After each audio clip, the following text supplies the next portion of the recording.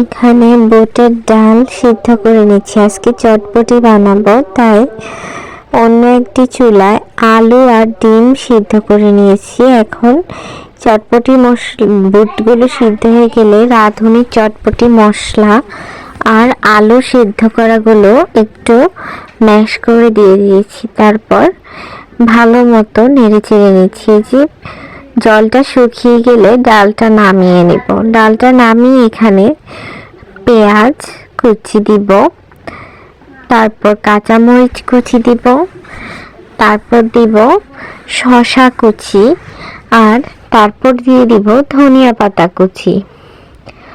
Of ক্যামেরায় আমি চটপটির জন্য বানানো টকটাও দিয়েছিলাম। এখন টকের রেসিপি দেখাচ্ছি। এখানে শুকনা মরিচগুলো পরিয়ে নিয়েছি, সাথে নিয়েছি আমচুর পাউডার আর একটু চটপটি মশলা আর এক স্লাইস লেবু। তারপর একটু গরম জল দিয়ে লবণ দিয়েছি পরিমাণ মতো। তারপর ধনিয়া পাতা কুচি দিয়ে টকটা তৈরি করে নিলাম আর চটপটির উপরে ডিম গ্রেট করে সার্ভ করে নিলাম আমার মজাদার চটপটি।